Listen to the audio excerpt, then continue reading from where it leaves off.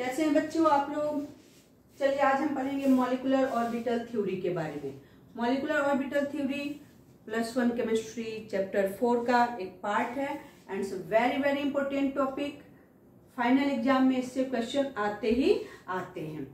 Actually हम molecular orbital theory का use करके बॉन्ड ऑर्डर निकालना सीखेंगे और नीट में भी इससे कॉन्टिन्यूसली क्वेश्चंस पूछे गए हैं। तो आप दोनों ही लिहाज से ये बहुत ही इंपॉर्टेंट टॉपिक है, आप ध्यान से समझें। तो सबसे पहले हम देखते हैं कि मॉलिक्यूलर ऑर्बिटल थ्योरी क्या कहता है, व्हाट डज इट से। तो सबसे पहले आप जानिए कि जो मॉलिक्यूलर ऑर्बिटल थ्योरी है only for diatomic molecules हैं। ऐसे मॉलिक्यूल्स जिसमें 2 एटम्स हो या ऐसे आयंस 2 एटम्स हो, उन्हीं के लिए ये थ्योरी अप्लाई होता है। जैसे हाइड्रोजन है, नाइट्रोजन है, उन्हीं के लिए अप्लाई होगा। सेकेंडली, थ्योरी के अकॉर्डिंग क्या कहा जाता है कि जो एटॉमिक ऑर्बिटल्स, ऐसे एटॉमिक ऑर्बिटल्स जिनकी एनर्जी क्या हो, कंपेरेबल हो, यानी आसपास सेम एनर्जी हो, या फिर जिनकी सिमेट्री भी क्या होनी चाहिए, प्रॉपर होनी चाहिए, वही आपस में कंबाइन करेंगे और क्या बनाएंगे, they will form molecular orbitals. यानी एटॉमिक, ऐसे एटॉमिक ऑर्बिटल जिनकी एनर्जी करीब करीब सेम होनी चाहिए और सिमेट्री भी क्या होनी चाहिए, करीब करीब एक जैसी होनी चाहिए। They can combine and they can form molecular orbital. यानी सिंपली एटॉमिक ऑर्बिटल किस में कन्वर्ट हो रहे हैं, मॉलिक्यूलर ऑर्बिटल में कन्वर्ट हो रहे हैं। और यहाँ जो नंबर ऑफ एटॉमिक ऑर्बिटल है that is equal to number of molecular orbitals. मतलब कि आप जितने एटॉमिक ऑर्बिटल लोगे उतने ही मॉलिक्यूलर ऑर्बिटल्स मिलेंगे, ना उससे कम ना ज्यादा। 2 लोगे एटॉमिक ऑर्बिटल तो 2 ही मॉलिक्यूलर ऑर्बिटल मिलेंगे, यानी दोनों आपस में हमेशा क्या होंगे, इक्वल होंगे। एंड थर्ड कि जो मॉलिक्यूलर ऑर्बिटल बनेंगे दैट इज ऑफ 2 टाइप्स। 2 तरह के मॉलिक्यूलर ऑर्बिटल बनेंगे, एक लोअर एनर्जी वाला और एक दूसरा हायर एनर्जी वाला। तो जो लोअर एनर्जी वाला है that is called bonding molecular orbital, इसको डिनोट करेंगे हम Nb से। और जो हायर एनर्जी वाला है that is antibonding molecular orbital and it is of higher energy, इसे डिनोट करेंगे हम Na से। तो देखिए बच्चों कि जो मॉलिक्यूलर ऑर्बिटल थ्योरी है इसका यूज करके हम क्या क्या पता कर सकते हैं।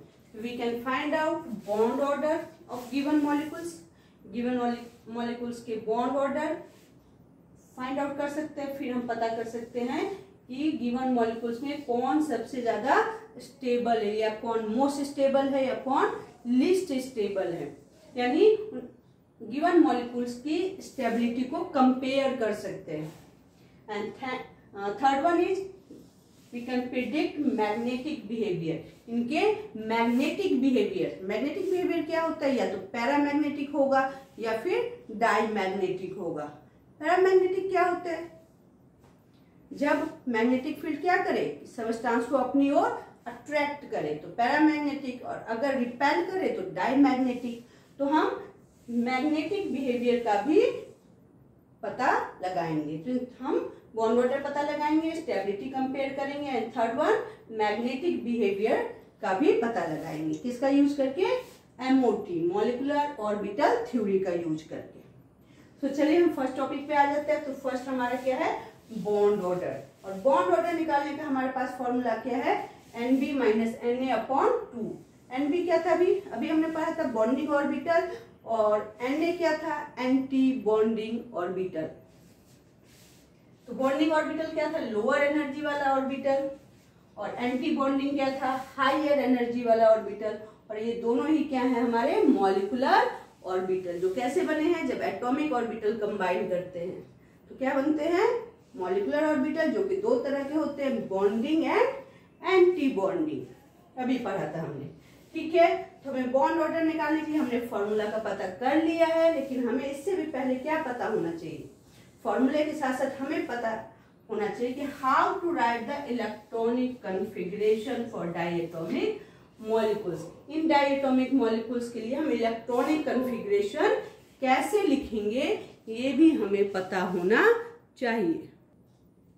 तो देखिए बच्चों, इलेक्ट्रॉनिक कॉन्फ़िगरेशन लिखने का जो तरीका है उसको दो कैटेगरी में बांटा गया है। One that is only for oxygen and fluorine, यानी ऑक्सीजन एंड फ्लोरीन के लिए अलग रूल है और बाकी के जितने भी मॉलिक्यूल्स होंगे उन सब के लिए अलग रूल है। तो हम सबसे पहले सीखते हैं कि ऑक्सीजन और फ्लोरीन के लिए इलेक्ट्रॉनिक कॉन्फ़िगरेशन लिखने का तरीका क्या है। तो देखिए, सबसे पहले जो आपको वुंड्स रूल अप्लाई करते हो या फिर आप जैसे कि आप ऑफ-बॉक प्रिंसिपल अप्लाई करते हो, same rules are going to apply, nothing is change, वैसे ही है। देखिए, तो सबसे पहले आप जब ऑफ-बॉक प्रिंसिपल यूज करते हो तो पहले लोअर एनर्जी में जाएगा, देन हाइयर एनर्जी में जाएगा। सेम रूल यहाँ भी अप्लाई हो रहा है, पहले lower energy then higher energy. Lower energy आपका क्या है, बॉन्डिंग ऑर्बिटल, और हाइयर एनर्जी क्या है, एंटी बॉन्डिंग ऑर्बिटल। तो पहले बॉन्डिंग ऑर्बिटल में इलेक्ट्रॉन देना है, फिर एंटी बॉन्डिंग में देना है। जस्ट ये रूल आपको याद रखना है। तो जो बॉन्डिंग ऑर्बिटल्स है उसको हमने सिग्मा से दिखाया, जो सिग्मा बॉन्ड बनाता है उसके लिए सिग्मा यूज किया है, और जो पाई बॉन्ड बनाते हैं उसके लिए हमने पाई यूज किया है, और एंटी बॉन्डिंग के लिए हमने क्या यूज किया है, स्टार, सिग्मा स्टार, पाई पाई स्टार, ऐसे स्टार लगा दे। स्टार क्या डिनोट कर रहा है कि क्या है, एंटी बॉन्डिंग है। जहां स्टार नहीं लगाया that is bonding molecular orbital है। ठीक है, तो हम शुरुआत करते हैं। सबसे लोएस्ट ऑर्बिटल क्या है, जिसकी एनर्जी सबसे कम है, वो कौन सा ऑर्बिटल है, 1s। तो ठीक है, सबसे पहले क्या हो गया हमारा, सिग्मा 1s। सिग्मा 1s यानी बॉन्डिंग ऑर्बिटल 1s में जाएगा। अब bonding orbital then anti bonding, sigma star 1s, यानी पहले बॉन्डिंग और फिर anti bonding, again bonding then anti bonding. तो सिग्मा 1s फिर सिग्मा स्टार 1s, फिर सेम बॉन्डिंग ऑर्बिटल। अभी हमने पढ़ा ना कि जितना बॉन्डिंग ऑर्बिटल होगा उतना ही मॉलिक्यूलर ऑर्बिटल भी होंगे, जितने एटॉमिक ऑर्बिटल उतने ही मॉलिक्यूलर ऑर्बिटल। तो पहले एटॉमिक ऑर्बिटल और फिर मॉलिक्यूलर ऑर्बिटल भी उतने ही बन रहे हैं, तो इसलिए सब कुछ इक्वल चल रहा है। तो पहले हमने किसमें दिया, बॉन्डिंग ऑर्बिटल, फिर एंटी बॉन्डिंग, फिर बॉन्डिंग, फिर एंटी बॉन्डिंग, है ना। तो sigma 1s, sigma star 1s, फिर sigma 2s, then sigma star 2s। ये इंक्रीजिंग ऑर्डर में जा रहा है, पहले लोअर एनर्जी वाले ऑर्बिटल, फिर हाइयर एनर्जी वाले ऑर्बिटल। यहां तक तो ठीक है। अब यहाँ पे देखिए, आप लुक एट हियर, यहाँ पे क्या हो रहा है कि पहले जो आपका इलेक्ट्रॉन है लोअर एनर्जी वाला क्या है, 2pz, जो कि क्या बनाता है, सिग्मा बॉन्ड। तो यहाँ हमने लिखा सिग्मा 2pz, लोअर एनर्जी है। अब इसके बाद इलेक्ट्रॉन कहाँ जाएगा, 2px एंड 2py, जो कि px और py पाई बॉन्ड बनाते हैं, तो इसके लिए हमने क्या लिखा, पाई। अब कहीं पे स्टार नहीं लगा हुआ ना, इट मींस ये सारे क्या है, बॉन्डिंग ऑर्बिटल्स है। तो यहाँ गौर करने वाली बात क्या है कि 2pz की एनर्जी यहाँ लोअर है और px और py की हाइयर है, किसकी तुलना में, pz की तुलना में। यानी यहाँ जो p ऑर्बिटल्स हैं दे आर नॉट डीजेनरेट, ये डीजेनरेट ऑर्बिटल्स नहीं है। डीजेनरेट ऑर्बिटल्स क्या होते हैं, जिनकी एनर्जी क्या हो, इक्वल हो। तो यहाँ पे एनर्जी इक्वल नहीं है, दे आर नॉट डीजेनरेट, ये डीजेनरेट नहीं है। तो यहाँ देखिए स्प्लिट होगी एनर्जी, यानी 2pz की कम है और px py की pz की तुलना में क्या है, ज्यादा है। लेकिन अगेन px और py की एनर्जी इक्वल है, यानी आप क्या कह सकते हो कि px py तो डीजेनरेट है, पर pz जो है उसकी एनर्जी लोअर है। किसके केस में, ऑक्सीजन एंड फ्लोरीन के केस में। तो ये सारे बॉन्डिंग ऑर्बिटल्स अब कहाँ जाएंगे, एंटी बॉन्डिंग ऑर्बिटल्स में। तो फिर अब देखिए यहाँ पे सीरीज फिर उल्टा हो गया, पहले 2pz में नहीं गया, पहले किस में गया, px और py एंटी बॉन्डिंग में गया है, फिर pz में गया है। अब आपको कैसे इसको याद रखना है, 1221, यानी जो ये 1221 यानी p ऑर्बिटल का स्ट्रक्चर कैसे लिखना है आपने, पहले pz को देना है 1 और फिर 2, इन दोनों की एनर्जी इक्वल है, px py यानी 1 2 फिर 2 फिर 1, यानी पहले 2pz फिर px और py में देना है, फिर px py एंटी बॉन्डिंग, और फिर लास्ट में कहाँ जाना है आपको, pz पे जाना है। तो बस आपको ये ऑर्डर याद रखना है, मेन हमें ये फॉर्मूला याद रखना है, क्या, ऑक्सीजन एंड फ्लोरीन के लिए 1221। ठीक है, तो चलिए हम फाइंड आउट करते हैं ऑर्डर किसका, O2 का ऑर्डर फाइंड आउट करते हैं। सबसे पहले इसके लिए हम फाइंड आउट करेंगे टोटल नंबर ऑफ इलेक्ट्रॉन्स कितने हैं। एक ऑक्सीजन के पास कितने इलेक्ट्रॉन होते हैं, 8। यहाँ 2 ऑक्सीजन है तो टोटल इलेक्ट्रॉन कितने हो जाएंगे, यानी आपके पास कितने टोटल इलेक्ट्रॉन है, 16 इलेक्ट्रॉन है। इसके लिए हमें ये कॉन्फ़िगरेशन लिखना है। ठीक है, अब मैं ऐसा करती हूँ कि मैं बॉन्डिंग वाले एक साइड लिख लेती हूँ और एंटी बॉन्डिंग वाले एक साइड लिख लेती हूँ। ऐसा क्यों कर रही हूँ अभी हम देखेंगे। तो सबसे पहले किसमें इलेक्ट्रॉन जाएगा, बॉन्डिंग 1s में कितने जाएंगे, 2। फिर किसमें जाएगा, एंटी बॉन्डिंग में। चलिए जी एंटी बॉन्डिंग को दे दीजिए आप 1s2। फिर अब किसमें जाएगा, बॉन्डिंग 1s के बाद किसमें जाएगा, 2s में, 2s2। फिर एंटी बॉन्डिंग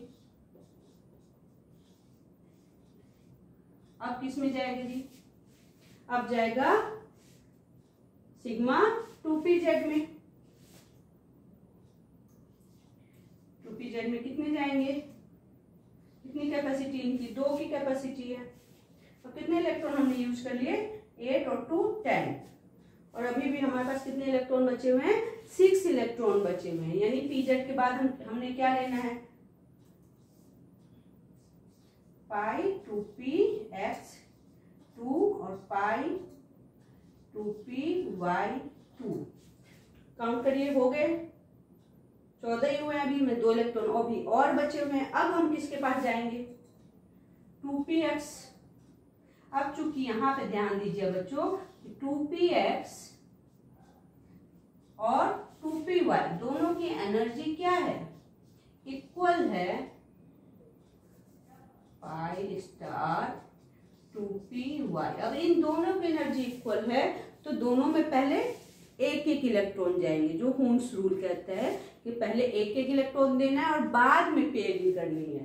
तो जो 2 इलेक्ट्रॉन हमारे पास बचे हैं उसमें से एक मैंने px को देना है और एक मैंने y को देना है। हो गए 16 इलेक्ट्रॉन, हो गए 16 हो गए, यस। अब हमें ये फॉर्मूला अप्लाई करना है बॉन्ड ऑर्डर का। तो बॉन्ड ऑर्डर इक्वल टू क्या था हमारा, NB माइनस Na अपॉन 2। तो देखिए मैंने ये अलग अलग क्यों लिखा है कि हम यहाँ से काउंट करके इजीली यहाँ पे वैल्यू क्या कर सके, पुट कर सके। तो बॉन्डिंग देखिए हमारे पास कितने हैं, 4 6 8 एंड 2 10। और एंटी बॉन्डिंग कितने हैं, 2 4 5 6 अपॉन 2। तो यहाँ पे हमारा बॉन्ड ऑर्डर क्या आ गया, दैट इज 2। तो इस तरह से हमने O2 का क्या फाइंड आउट कर लिया, बॉन्ड ऑर्डर। O2 का बॉन्ड ऑर्डर 2 है। आपको पता है कि ऑक्सीजन क्या बनाता है, डबल बॉन्ड, यानी इसका क्या है, बॉन्ड ऑर्डर है। ठीक है, अब मैग्नेटिक नेचर की बात करें। अब देखिए यहाँ पे इलेक्ट्रॉन क्या है, अनपेयर्ड है। अगर किसी भी मॉलिक्यूलर ऑर्बिटल में इलेक्ट्रॉन अनपेयर्ड है तो then it is counted as paramagnetic. तो नेचर क्या होगा, नेचर क्या होगा, पैरामैग्नेटिक। वेरी इंपॉर्टेंट क्वेश्चन बच्चों, एनसीईआरटी का क्वेश्चन है। अगर आप ऑक्सीजन का वैलेंस बॉन्ड थ्योरी के अकॉर्डिंग लुईस स्ट्रक्चर ड्रॉ करते हैं तो क्या लुईस स्ट्रक्चर ऑक्सीजन का ड्रॉ होता है, इस तरह से डबल बॉन्ड है ना, ये स्ट्रक्चर बनता है। अगर आप यहाँ पे देखें ऐसा लगता है कि ये डाईमैग्नेटिक है क्योंकि यहाँ सारे इलेक्ट्रॉन पेयर्ड हैं। लेकिन जब आप मॉलिक्यूलर ऑर्बिटल थ्योरी अप्लाई करते हैं तो आपका ऑक्सीजन क्या हो जाता है, पैरामैग्नेटिक। क्यों, क्योंकि यहाँ देखिए एंटी बॉन्डिंग ऑर्बिटल्स में अनपेयर्ड इलेक्ट्रॉन है। Paramagnetic means presence of unpaired electron. ऐसा क्यों है, रीजन पूछे जा सकते हैं आपसे, प्रेजेंस ऑफ अनपेयर्ड इलेक्ट्रॉन। अगर अनपेयर्ड इलेक्ट्रॉन है तो क्या कहलाएगा वो, पैरामैग्नेटिक। तो आपका ऑक्सीजन क्या है, पैरामैग्नेटिक है। आप इसी तरीके से सल्फर H2 का निकाल सकते हैं। H2 भी क्या आएगा आपका नेचर में पैरामैग्नेटिक आएगा, जस्ट लाइक ऑक्सीजन। अब अगर यहीं पे मुझे, ये आपने फाइंड आउट कर लिया, गुड। इसी में मैं चेंजिंग कर रही हूँ, जरा ध्यान से देखिए। अगर यहाँ पे O2 प्लस हो जाए, प्लस का मतलब एक इलेक्ट्रॉन कम होंगे, है ना, चेंज कर रही हूँ इसी में, यहाँ पे एक इलेक्ट्रॉन कम हो गया।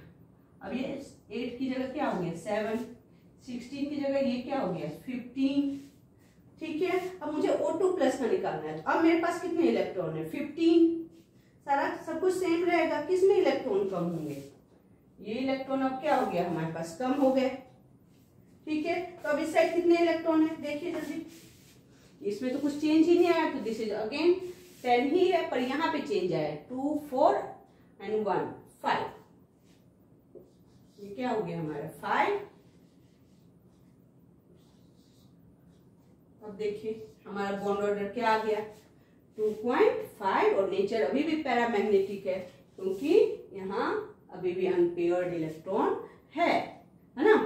तो इस तरह से आप देख सकते हैं कि एक इलेक्ट्रॉन कम होने से बॉन्ड ऑर्डर क्या हो गया इंक्रीज हो गया। पहले कितना था 2, जब इसके पास कितने इलेक्ट्रॉन थे 16, अब कितने इलेक्ट्रॉन है 15, एक इलेक्ट्रॉन कम हुआ, बॉन्ड ऑर्डर क्या हो गया बढ़ गया, इंक्रीज हो गया।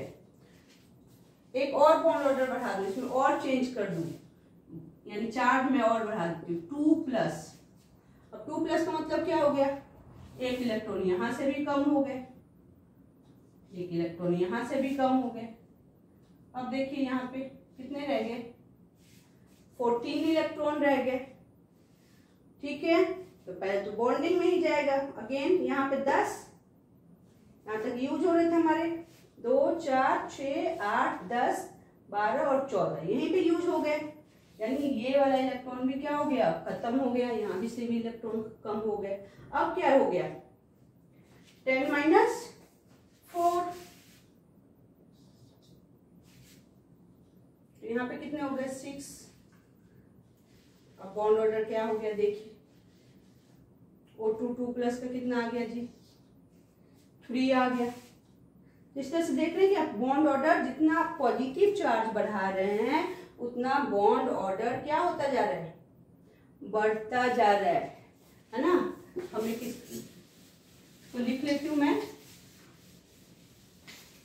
आपका O2 का बॉन्ड ऑर्डर क्या आया 2, जब टोटल इलेक्ट्रॉन कितने थे 16, ठीक है, और O2 प्लस में कितना आया 2.5 आपका बॉन्ड ऑर्डर, जब टोटल इलेक्ट्रॉन यहाँ कितने हैं एक कम हो गए 15 इलेक्ट्रॉन, और O2 2 प्लस का अगर आप देखें कितना आ गया 3, अब जबकि इलेक्ट्रॉन आपके पास कितने हो गए 14। आप इस तरह से देखिए कि इलेक्ट्रॉन कम होते जा रहे हैं और बॉन्ड ऑर्डर क्या होता जा रहा है बढ़ता जा रहा है, रिवर्स चलते हैं बच्चों।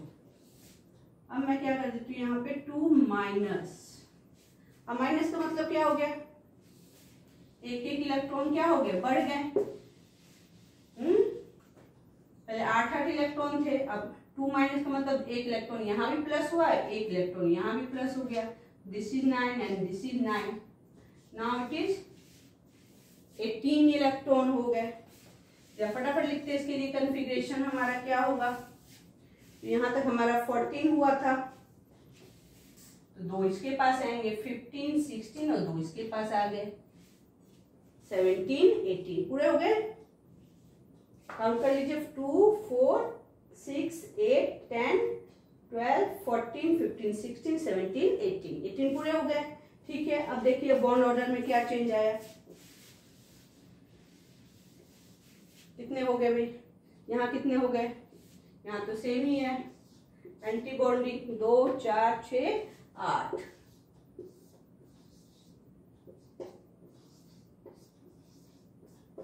कितना आ गया भाई लिख लेती हूँ यहाँ पे, यानी जब आप O2 2 माइनस कर रहे हैं तो आपका बॉन्ड ऑर्डर क्या आ गया 1, और अभी टोटल इलेक्ट्रॉन कितने आपके पास 18 इलेक्ट्रॉन है, एक कंडीशन बस और चेंज कर लेती हूँ। आपका एनसीईआरटी का क्वेश्चन है, यहाँ से एनसीईआरटी का क्वेश्चन सॉल्व हो जाएगा। O2 माइनस यानी एक में ही बढ़ाने हैं। एक के पास तो एक एडिटिव रहेगा और एक के पास 9 इलेक्ट्रॉन कितने हो गए? 17 इलेक्ट्रॉन हो गया। यानी एक इलेक्ट्रॉन क्या करना है, हमने कम करना है। कहाँ से कम होगा? जहां सबसे लास्ट में आएंगे। तो इसके पास 1 हो जाएगा, है ना। काउंट कर लीजिए टोटल फिर से। 2 4 6 8 10 11 12 13 14 15 16 एंड 1 17 पूरे हैं। इस साइड कितने इलेक्ट्रॉन? एक इलेक्ट्रॉन हमने कम कर दिया। इट मींस अब कितने हो गए? 8 की जगह ये क्या हो गया? 7,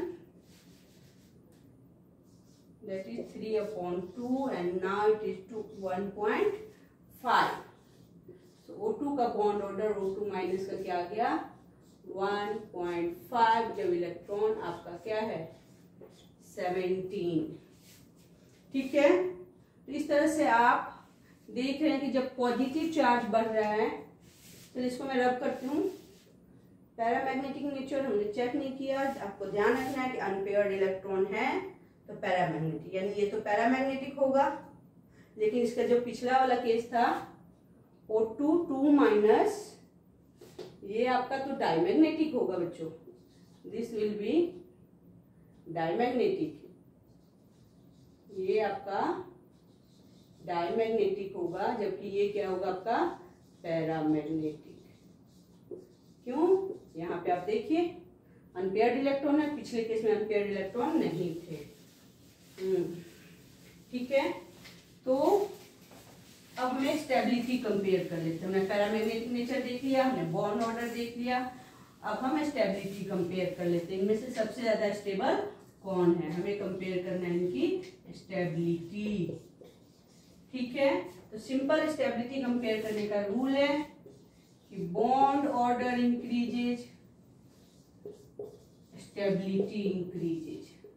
जितना बॉन्ड ऑर्डर बढ़ेगा उतना ही स्टेबिलिटी भी बढ़ेगा। तो देखिए सबसे ज्यादा बॉन्ड ऑर्डर किसका है?